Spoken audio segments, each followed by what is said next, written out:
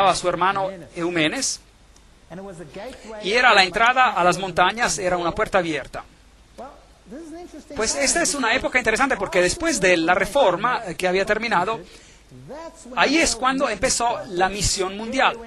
Carey se fue a India en el 1793, Morrison se fue a China en 1807, Moffat a África en 1817, la Sociedad Bíblica Británica comenzó en 1804, la Sociedad Bíblica Americana comenzó en 1816, la palabra se esparció por el mundo.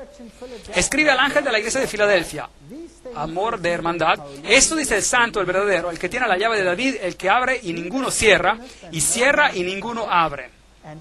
Este es un concepto interesante, el abrir y el cerrar. Algo se está abriendo y algo se está cerrando. Y es así que Dios abre el camino a la misión mundial y el mensaje se esparce. Pero también hay algo que se está abriendo y cerrando. Había portones o puertas, si prefieren, entre los compartimentos del santuario. Y cuando entramos al próximo periodo, encontraremos que ya no estamos en el lugar santo, sino en el lugar santísimo. Entonces el ministerio de Jesús debió haber emigrado del lugar santo al santísimo, pero ese es un concepto con el cual no trataremos en detalle ahora. Yo conozco tus obras, por eso he puesto delante de ti una puerta abierta, la cual nadie puede cerrar. Pues aunque tienes poca fuerza, un grupo pequeño de creyentes, has guardado mi palabra y no has negado mi nombre. Aquí no hay reproche. Un grupo pequeño decide de que seguirán a Cristo en todo, toda la verdad. ¿Qué pasó durante este periodo de tiempo? De la sinagoga de Satanás. Así que hay la iglesia de Satanás en el mundo, de los que dicen ser judíos y no lo son, sino que mienten. Te daré algunos, y yo haré que vengan y se prostren a tus pies reconociendo que yo te he amado. Así que hay un grupo que encuentra la verdad y algo que está siendo restaurado. Por cuanto has guardado la palabra de mi paciencia. De regreso a la palabra de Dios. Obviamente hay algo que se está haciendo de manera diferente. Yo también te guardaré de la hora de la prueba. Entonces no estarán aquí justo al final, de manera que es un periodo justo antes de los últimos grupos sobre la tierra, que ha de venir sobre el mundo entero para probar a los que habitan sobre la tierra. Vengo pronto. ¿Qué le dijo a la iglesia anterior? Hasta que yo venga. Y ahora vengo pronto. ¿Se dan cuenta de que el tiempo es ya más corto? Obviamente nos hemos movido en la historia de un tiempo cuando Él va a venir, a un periodo de la historia cuando Él va a venir muy pronto. Esto es antes de los últimos eventos. Antes de los últimos eventos. Pero este grupo no tendrá parte en los últimos eventos porque serán guardados de la hora de prueba. Retén lo que tienes para que ninguno tome tu corona. Apocalipsis 3, 9 a 11. ¿Qué pasó en la historia? Bueno, si uno va a Filadelfia, encontrará unas cuantas ruinas de algunas iglesias bizantinas de la Edad Media. Y esta anciana tiene una connotación interesante para mí. Me enseñó una lección muy interesante. Le dio un abrazo y un beso a una mujer que estaba muy triste porque estaba siendo marginalizada por los demás. Y la señora me dio una mirada de reprimienda. Y voy a acordar esa mirada porque me enseñó algo. Me enseñó que uno debe respetar a la gente más por el valor de lo que son que por el valor de lo que hacen. Pero esa es una historia diferente y es para otra ocasión. Al vencedor yo lo haré columna en el templo de mi Dios. Tremendo, ser parte de los salvos. Y nunca más saldrá de allí. Vida eterna. Escribiré sobre él el nombre de mi Dios. El carácter de Dios estará en él. El nombre de la ciudad de mi Dios. El carácter de mi pueblo. Que es la nueva Jerusalén, la cual desciende del cielo.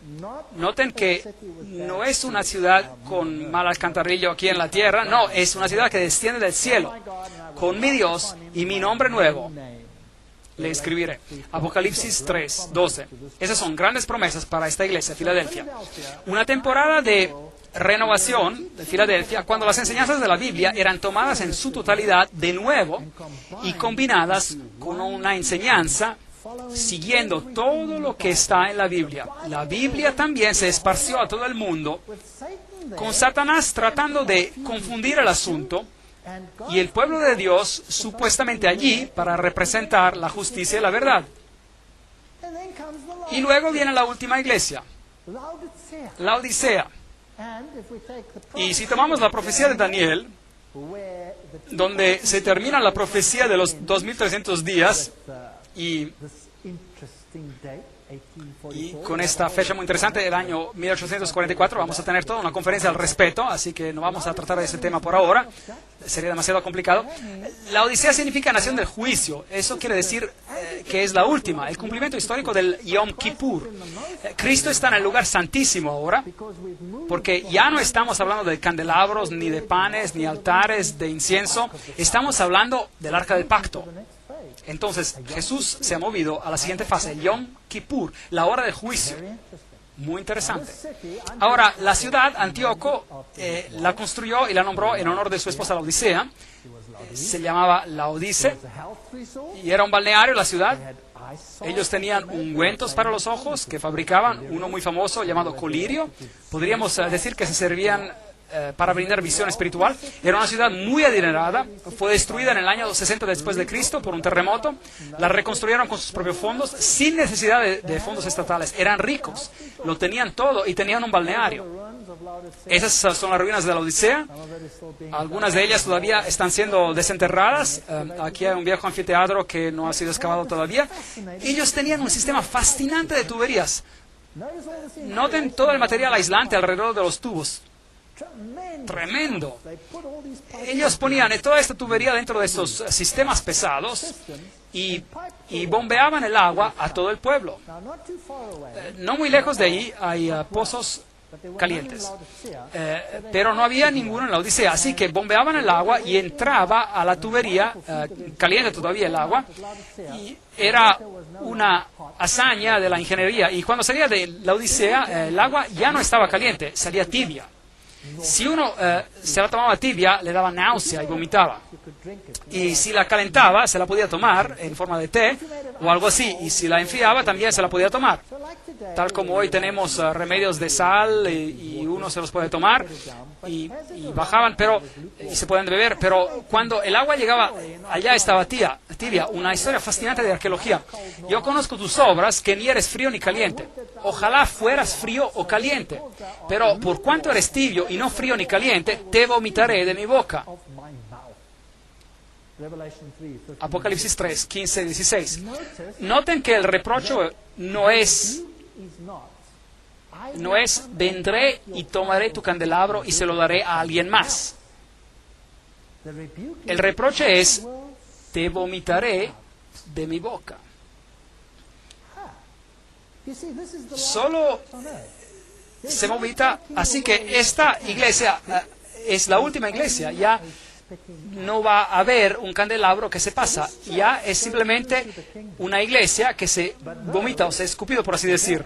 La iglesia será zarandeada y aquellos que no se ajustan serán lanzados afuera. Así que esta iglesia será zarandeada y aquellos que no se ajustan serán lanzados afuera. Entonces, ¿es una iglesia perfecta, sí o no? No, está muy mal, patética. Noten que es tibia y que no hay elogio, solo un reproche. No hay ningún tipo de elogio. Es la única iglesia donde no hay elogios. Nada. No muy lejos queda Gideópolis, donde hay unas termales muy calientes, pero en la Odisea el agua era tibia. Hoy hay muchos balnearios con esos hermosos depósitos de carbonato de calcio y todos esos pequeños pozos calientes por todas partes. Es un lugar hermoso. Todavía preparan comida saludable ahí, anfiteatros aquí como este. Y creo que este camello necesita un dentista, pero bueno. Porque tú dices, yo soy rico, me he enriquecido y de nada tengo necesidad. Pero no sabes que eres desaventurado, miserable, pobre, ciego y estás desnudo. Increíble. Esta iglesia está en problemas. Aquí hay un niñito recogiendo Geverett. Es una hierba que se utiliza en la industria de la salud para calmar el dolor. Es como un anestésico y hoy esta área es conocida por sus hierbas medicinales, hasta hoy en día.